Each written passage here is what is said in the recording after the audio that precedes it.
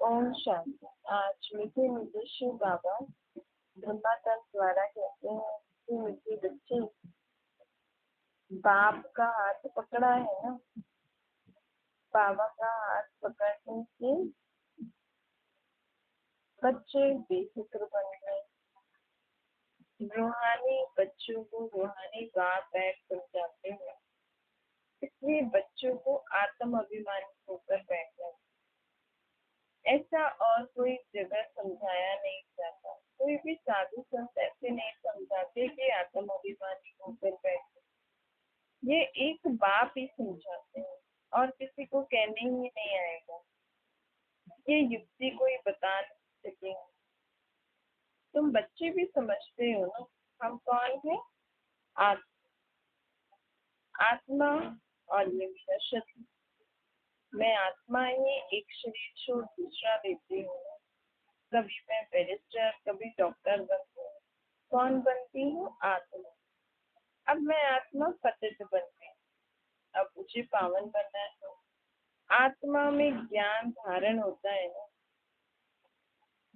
मैं आत्मा ही पढ़ाई पढ़ती हूँ और जो कुछ पढ़ती हूँ धारणा मुझ में ही होती है। मेरा बाप निराकार ज्ञान का सागर है ना। अब वह मुझे आकर ज्ञान सुना रहे हैं। पतित पावन है तो जरूर आकर पावन ही बनाएंगे।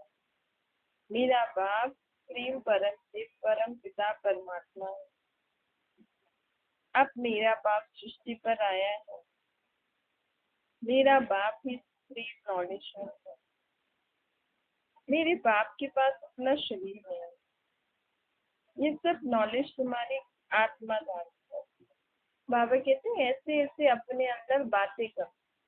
मैं कौन, मेरा बाप कौन है, कहाँ रहता है? मैं आत्मा ही शरीर द्वारा कार्य करती हूँ ना। आत्म अभिमानी बनकर अब मुझे कार्य करना। देह अभिमान में नहीं आ। और कहीं ऐसी जगह पे जहाँ सुनने और सुनाने वाले होते हैं, वो तो सब देह अभिमानी होते हैं ना।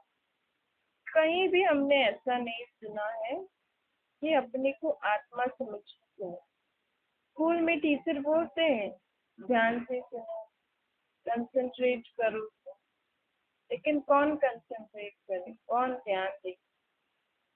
वो भी शरीर को ही देखकर बोलते हैं, लेकिन आत्मा को बोलते हैं। वो जानते नहीं है, लेकिन ये आत्मा बोलती है। टीचर की आत्मा बोलती है स्टूडेंट के, बच्चों को कि ध्यान से सुनो, अर्थात अपने मन बुद्धि को सब्जेक्ट में लगाओ।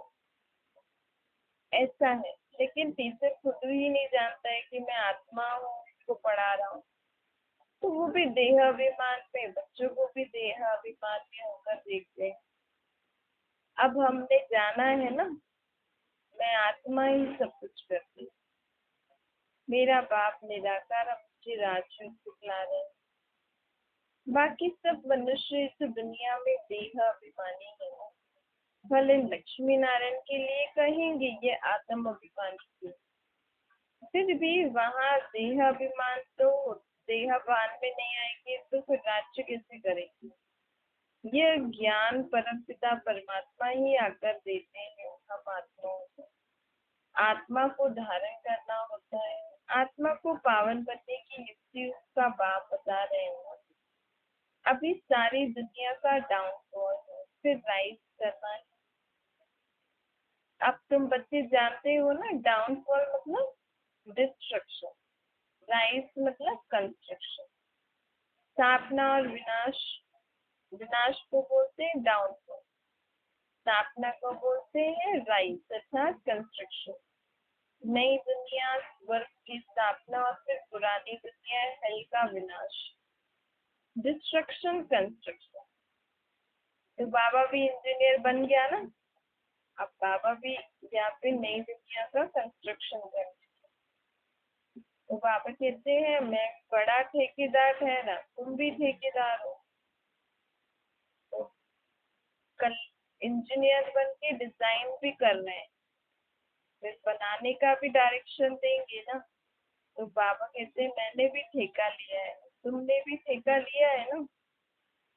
कलयुग है पुरानी, इसका विनाश जरूर होना। और विनाश की निशानी क्या है? महाभारी महाभारत लड़ाई। जब लड़ाई लगेगी ना, किसी गीता में लिखा है कि महाभारी महाभारत लड़ाई लगेगी।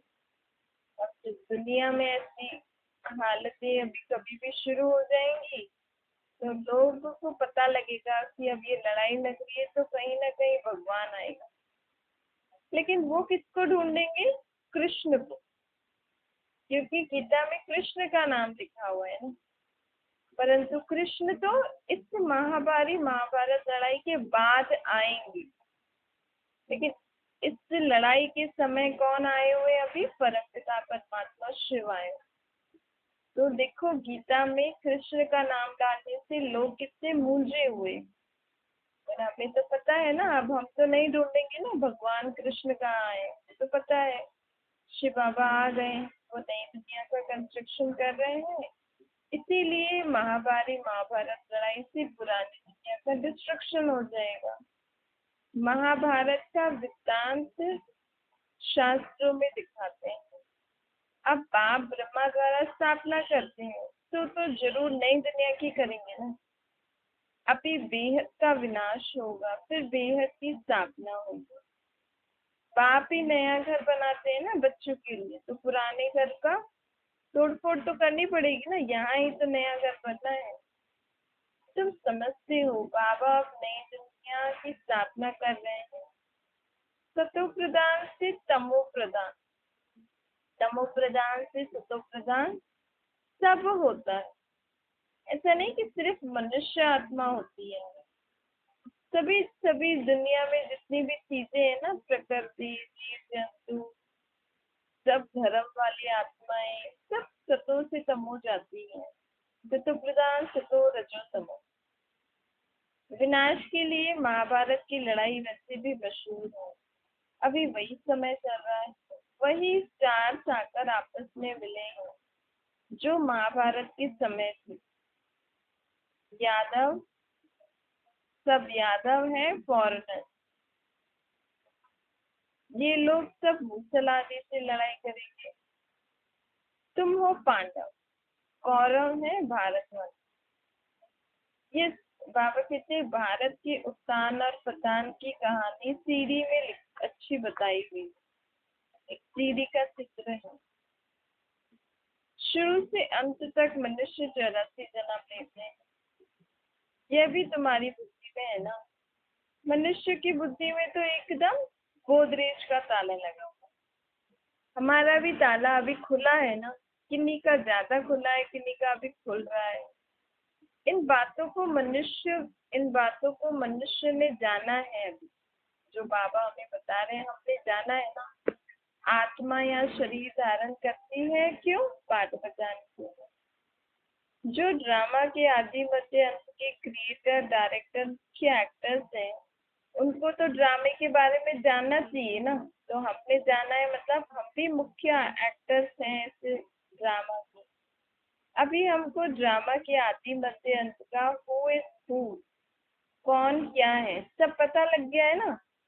राधे कृष्ण कौन है, लक्ष्मी नारायण कौन है, राम सीता कौन है, ये इतनी सारी देवियां कौन है, इतने सारे हनुमान गणेश देव कौन है, शिव कौन है, शंकर कौन है, ब्रह्मा विष्णु शंकर कौन है, सब पता लग गया ना हमें। और ये शास्त्र आदि कब से लिखे हुए हैं? ये सब द्वापर युग की कहानी में लिखी हुई। शास्त्रों में सत्य त्रेता की कोई बात नहीं, न ही संगम की बात। तो अब हमने देखो कितनी नॉलेज हमें मिली है। और दुनिया में ये त्योहार आदि क्यों मनाते हैं, सब हमें पता है अभी। रक्षाबंधन पवित्रता का यादगार है। दीपावली जब लक्ष्मी नारायण गद्दी पर बैठते हैं तब का यादगार है। तीजड़ी, तीजड़ी क्यों मनाते हैं? क्योंकि अभी बाबा हमें तीसरा नेत्र, हमारी आत्मा का आत्मिक दृष्टि हमें दिला रहे हैं। सब त्योहारों के बारे में भी बाबा ने हमें बताया। हम सब दैहिक रूप से करते हैं, लेकिन इन सब का जो आध्यात्मिक रहस्य है ना, वो सब बाबा ने हमें बता दिया है। तो बाबा जी कहते हैं तुम कितने नॉलेजफुल हो, कभी बैठ के ऐसा विचार किया है कि बाबा हमें कितनी अच्छी अच्छी गहरी बातें बताते हैं, दुनिया वाले क्या करते हैं और हम हर चीज का अर्थ समझते हैं, इसीलिए हम अपने उस आध्यात्मिक रहस्य को जान के उस रीति मनाते हैं। ऐसे नहीं कि ब्रह्मा कुमार कुमारी त्योहार आदि नहीं मनाते हैं, लेकिन उस त्योहार का, उस देव देवियों की जो पूजा करते हैं उनके बायोग्राफी को जानकर हम उनको मानते हैं ना। तो बाबा कहते हैं देखो इतनी सारी देवियां तो शक्तियों का यादगार है ना, तो क्यों ना हम भी परमात्मा को याद करके अपने अंदर वो शक्ति धारण करें। पूजा करने से क्या होगा, फूल आदि चढ़ाने से, कुछ स्नान आदि करा के, कपड़े आदि पहना के, ये तो गुड्डी गुड़ियों का खेल होता है। इससे अच्छा तो जैसे उन शक्तियों में उनमें इतनी शक्ति है, उन आत्माओं में, वो शक्ति हम परमात्मा को याद करके करके हमारे अंदर धारण करें तो हमारे जीवन में कुछ काम भी आए। बाकी एक दिन सब पूजा पाठ किया फिर खत्म, उससे फायदा क्या। कम से कम वो शक्ति हमारे अंदर आएगी तो हमारे जीवन में सदा के लिए रहेगी, तो काम तो आएगी ना। तब तो बच्चों को सब कुछ पता है शुरू से लेकर अंत तक, कब से इस सृष्टि पर भक्ति शुरू हुई, रावण को क्यों जला था। बाबा द्वारा हमें कितनी बड़ी नॉलेज मिली जो दुनिया नहीं जानती। तो हम बड़े बड़े और विद्वान पंडितों से भी ज्यादा नॉलेजफुल हम हुए ना। सृष्टि चक्र कैसे फिरता है वो भी हमने जाना। हमें ये भी पता है कि भगवान कौन है, भगवान कहाँ का रहने वाला है, और इस सृष्टि पर कब और कैसे आते हैं, किस सन में आते हैं, ये भी हमने जाना है और निश्चय भी किया है। इसको ही कहा जाता है रूहानी नॉलेज अर्थात आध्यात्मिक ज्ञान, स्पिरिचुअल नॉलेज। ऐसी नॉलेज, उन सब चीजों की नॉलेज जो असली मीनिंग है उसका, जो चीज है नहीं उस चीज का ज्ञान अब हमारे पास है। आत्मा, जो चीज दिखती नहीं है, सॉरी, जो चीज इन आंखों से दिख नहीं रही है उन चीजों का नॉलेज हमारे पास है। आत्मा दिख नहीं रही है लेकिन आत्मा का पूरा नॉलेज है हमें, हमारे पास। परमात्मा दिख नहीं रहे हैं लेकिन परमात्मा के बारे में सब कुछ ज्ञान है। तो रूहानी नॉलेज अर्थात जो चीज इन आंखों से दिखती नहीं है लेकिन है, उसी चीज के कारण ही दुनिया चल रही है, उसी चीज के कारण ही मेरा ये तन जीवन चल रहा है, के बारे में ज्ञान होना, इसको कहा जाता है आध्यात्मिक ज्ञान, स्पिरिचुअल नॉलेज।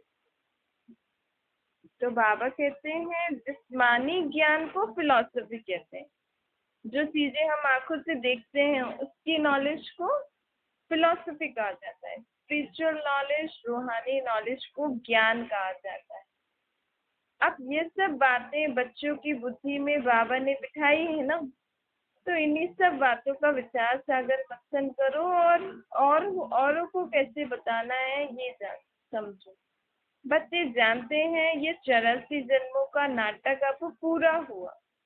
अब हम सभी आत्माओं को पावन बन के हिसाब किताब चुकतू करके फिर से शक्तिशाली गुणवान बन के ऊपर जाना, फिर हम आएंगे अपनी सत्य की दुनिया में। अब ऊपर तो पावन बन के ही जाएंगे ना।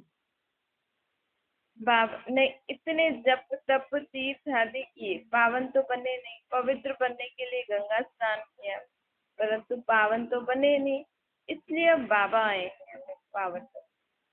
दुनिया में तो लोग, कोई बड़े बड़े सन्यासी वगैरह शरीर छोड़ते हैं तो कहते हैं फलाना निर्वाण धाम गया, ज्योति ज्योत में समझाया। बाबा कहते हैं कोई भी आत्मा ऊपर जा नहीं सकती है सिवाय मेरी। मैं जब तक लेने नहीं आऊंगा तब तक हम नहीं जा। देखो अभी हमें रास्ता भी पता है लेकिन ऐसा भी नहीं है कि हमें रास्ता पता है तो हम शरीर छोड़ के जाएं अपने घर, वो भी नहीं जा सकते। ऊपर तो बाबा ही हमें ले जाते हैं। तो जब हमें ही रास्ता पता है, हमें अपना घर पता है, अपना बाप पता है, हम ही नहीं जा सकते तो वो बड़े बड़े विद्वान पंडित तो वो तो जानते ही नहीं है आत्मा परमात्मा अपने घर के बारे में यथार्थ नॉलेज उनके पास है ही नहीं, तो वो कैसे जा सकते हैं। क्योंकि बाबा कहते हैं ये जो नॉलेज है ना, आत्मा परमात्मा और परम धाम, ये जब बाबा आते हैं धरती पर तब ही वो ही देते हैं हमें। अगर किसी के पास ये नॉलेज होती तो आज दुनिया में लोग इतने दुखी ही नहीं होते। क्योंकि परमात्मा को याद करने से आत्मा सुख शांति आत्मा को जरूर मिलती है। आत्मा के जन्म जन्मांतर के पाप खत्म हो जाते हैं। तो ये गंगा स्नान भी नहीं करती अगर किसी को भी इस नॉलेज के बारे में पता होता। तो बाबा कहते हैं ये जो भी कहते हैं निर्वाण धाम गया ज्योति ज्योत में समाया, ये सब गपोड़े हैं। अभी मैं आया हूँ तुम आत्माओं को ऊपर ले जाने, तुम समझते हो ना। जो सब आत्माएं ऊपर से यहाँ आई हैं वह इस समय तमो प्रधान है। तमो प्रधान आत्मा से ऊपर जा ही नहीं सकती। जब मैं आऊं सबको ज्ञान सुनाऊं सब सतो प्रधान बने या अपनी मेहनत से या सजा खाकर, तभी तो ऊपर जाएंगी ना। वो भी मेरे साथ जाती हूँ। जैसे मक्खियों का झुंड होता है ना, एक मक्खी के पीछे सब भागते हैं, वैसे ही बाबा के पीछे भी हम सब जाएंगे। कोई साथ साथ जाएगा, कोई उनके पीछे पीछे आएगा। जो बाबा का कहना मानेंगी अपने आप को सतो प्रधान बनाएंगे तो वो सब फिर बाबा के साथ जाएंगे ना। अब बाबा आए हैं हमें ये सब ज्ञान सुनाना, क्योंकि अभी हम सबको सतो प्रधान बन के अपने अपने घर चलना है ना। आत्मा को अपना घर कितना याद रहता है। तो बाबा कहते हैं बच्चे जितनी हिम्मत करोगे उतनी मैं भी तुम्हारी मदद करूंगा। बच्चे बच्चों की हिम्मत पर सदा बाप की मदद पदम गुणा प्राप्त होती ही है। बोझ तो बाबा अपने ऊपर लेने आए ना, लेकिन ट्रस्टी बन सदा बाप की याद में आगे बढ़ते रहो। बाप की छत्र छाया तो बच्चों के ऊपर है ही थी। अगर बाबा की मदद है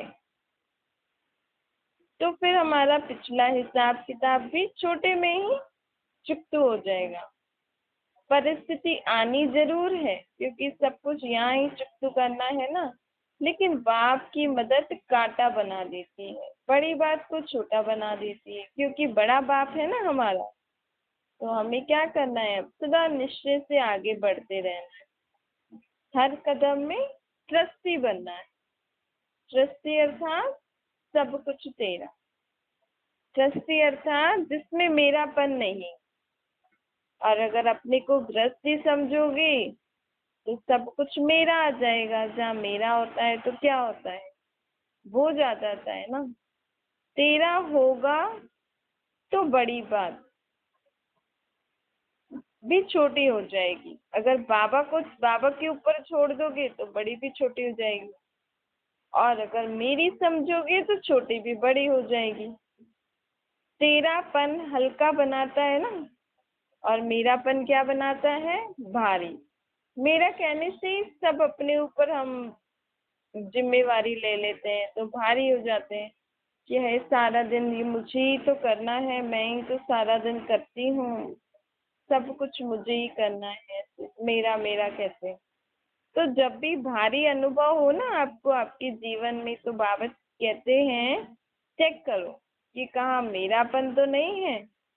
अब मेरे को तेरे में बदली कर दो, और जब भी भारीपन लगे तो उसी समय चेक करके मेरे को तेरे में परिवर्तन करके हल्के हो जाओ। सारा बोझ एक सेकंड में समाप्त हो जाएगा। ऐसा करके देखना। करके फिर जो अनुभव होता है ना, अगर हम करेंगे और जो अनुभव हम अपने अंदर जीवन में महसूस करेंगे, फिर हमें वही अनुभव औरों को सुनाने में अच्छा लगता है और औरों को भी उनसे बहुत मदद मिलती है। तो ऐसी ऐसी बातें जो बाबा हमें समझाते हैं उसको जीवन में प्रैक्टिकल में लाओ तो अनुभव होगा, और फिर बहुत खुशी भी रहती, हल्कापन भी रहता है ना। बाबा कहते बच्चे सदा डबल लाइट रहना है। डबल लाइट अर्थात फरिश्ता। फरिश्ते की निशानी क्या होती है? उनको कोई भी देहधारियों से रिश्ता नहीं होता है, अर्थात रिश्ता नहीं, अर्थात मन का लगाव नहीं रहता है। फरिश्ता तो सबको क्या करता है, ब्लेसिंग देता है ना। तो देहिक रिश्ता न रख के आत्मिक रिश्ता रखना, इसको ही कहते हैं डबल लाइफ, इसको ही कहते हैं फरिश्ता। तो सदा फरिश्ता होकर हर कार्य करो, क्योंकि फरिश्ता का पांव सदा ही ऊंचा रहता है, धरनी पर नहीं रहता है। धरनी से ऊंचा अर्थात देह भान की स्मृति से ऊंचा। हमें ऐसे उड़ना नहीं है अपने पाँव को ऊपर करके, हमें इस देह भान से ऊपर उठना है, इसको भूलना है। कार्य करते भी हमें ये याद रहे मैं आत्मा कर रही हूँ, इसको कहा जाता है धरनी पर पाँव नहीं। धरनी से ऊंचा अर्थात देह भान की स्मृति से ऊंचा, स्मृति से ऊंचा उठना है, ऐसा फरिश्ता बनना है। देह की दुनिया दोनों का अनुभव अच्छी तरीके से आपके पास है ही सही। तो जब अनुभव कर लिया, करने के बाद अभी फिर देह और देह की दुनिया में बुद्धि जा सकती है? इतना समय देह और देह की दुनिया में बुद्धि लगाई, क्या प्राप्ति हुई आपको? कुछ अच्छी प्राप्ति हुई? चलो थोड़ा बहुत सुख भी मिला होगा, लेकिन दुख तो ज्यादा ही मिला है ना। तो अब ऐसे करके देखो, देह और देह की दुनिया की स्मृति से ऊंचा रहो, फरिश्ता बनो। फरिश्ता अर्थात सर्व बंधनों से मुक्त। हमें संबंध निभाना है सबसे, बच्चे आदि संभाल लें, गृहस्थी भी संभाल लें, लेकिन सर्व बंधनों से मुक्त रहना। तो सब बंधन समाप्त हुए तो फिर क्या बन जाएंगे? फरिश्ता। दुनिया वालों को तो कहते हैं ना, अब नहीं तो कब नहीं। तो बाबा कहते हैं अब नहीं तो कब नहीं का मतलब है, क्योंकि बाबा तो अभी ही आए हुए हैं ना।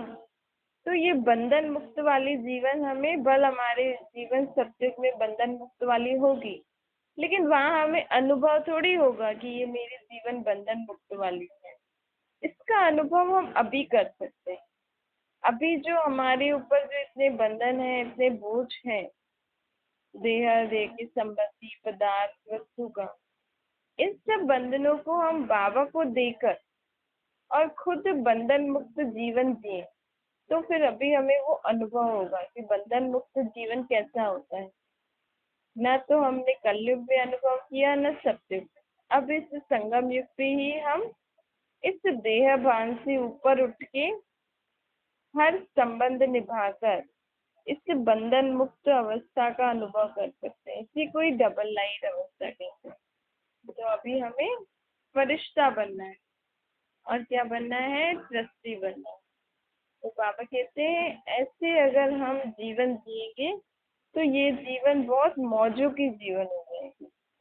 बाबा की छत्र छाया के नीचे सदा रहेंगे तो सेफ रहेंगे।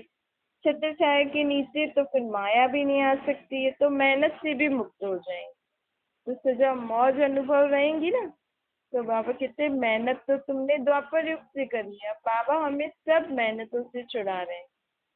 सत्युग में तो हमें कोई भी मेहनत नहीं करनी पड़ेगी, लेकिन वो मेहनत मुक्त वाली अवस्था, मतलब यहाँ हम जीवन भी जिए, यहाँ मेहनत भी है, लेकिन मेहनत होते हुए भी हम मेहनत मुक्त वाली अवस्था वाला जीवन का अनुभव अभी कर सकते हैं। कैसे? सिर्फ अपने को आत्मा समझो और बाबा को याद करो। तो बाबा ये अलग अलग तरीके का युक्तियां हमें बता रहे हैं, अलग अलग तरीके की अनुभव हमें बता रहे हैं। तो बाबा कहते हैं मेहनत मौज अनुभव नहीं करने देती है ना। जैसे बच्चों की पढ़ाई जब होती है तो पढ़ाई में मेहनत होती है, जब इम्तिहान के दिन होते हैं तो बहुत मेहनत करते हैं, मौज से खेलते भी नहीं।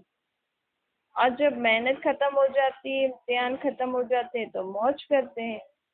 तो जहाँ मेहनत है वहाँ मौज नहीं ना है। तो बाबा कहते हैं अब तुम भी मेरी छत्र छाया के नीचे रहो, सदा मौज में रहोगे। सब मेरे को तेरा कर दो, आप मौज में रहो। सब संबंधों के बंधनों से मुक्त हो जाओ।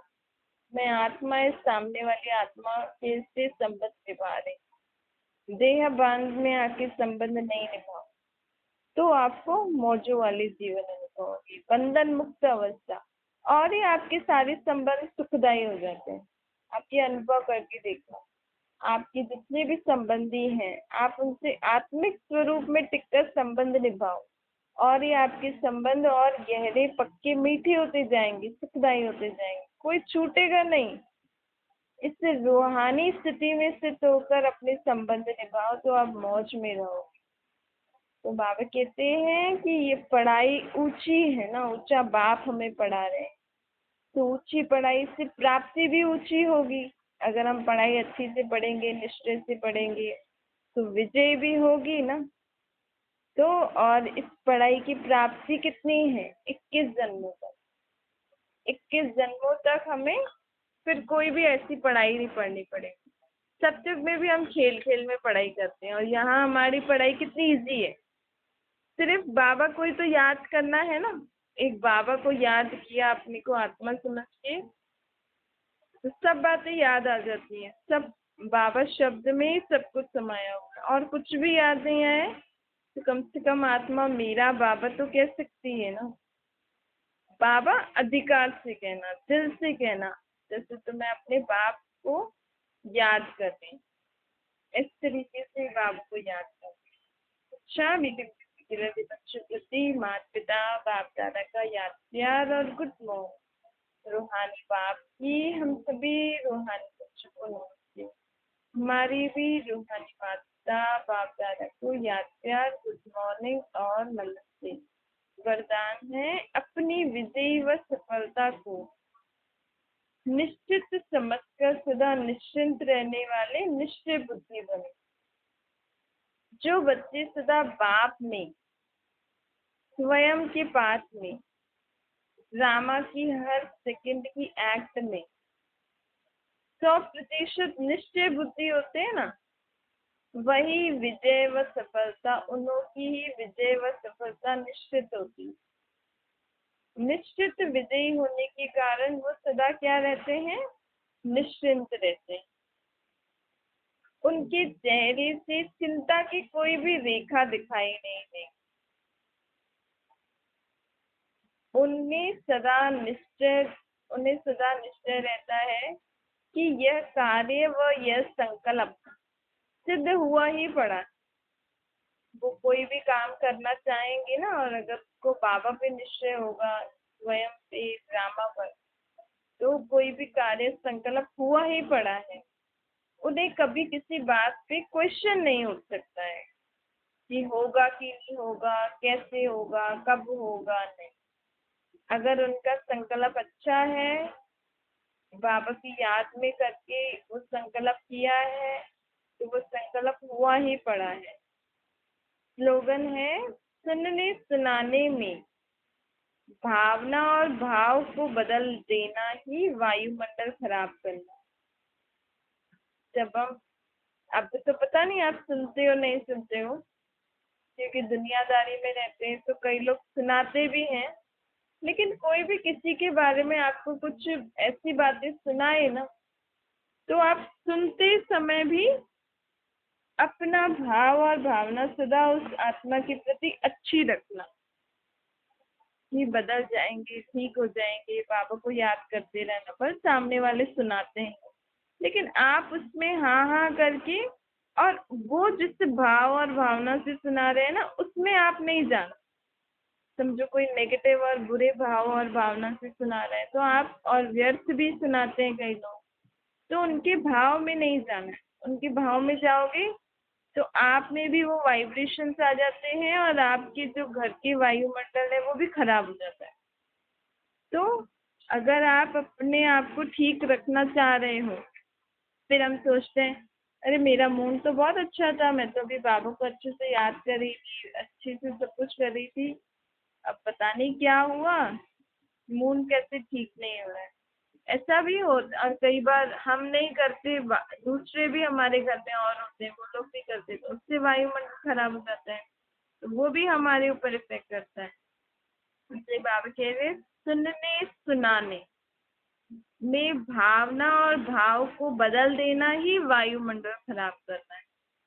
तो स्वयं की भी सेफ्टी रखो, औरों की भी सेफ्टी रखो।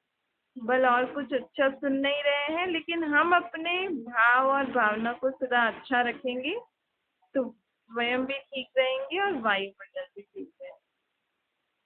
और जो वरदान में बाबा ने बोला था, बाप स्वयं और ड्रामा में निश्चय रखना है, इसके लिए बाबा कहते हैं रोज अमृत वेले या जब भी आप फ्री हो बाबा को याद करते हो, तो ये तीन चीजें हमेशा याद रखो, ये तीन बिंदी लगाते रहो कि मुझ आत्मा को बाप में, स्वयं में, ड्रामा में सदा निश्चय है कि मेरा कभी अकल्याण हो ही नहीं सकता, मैं सदा विजयी आत्मा हूँ।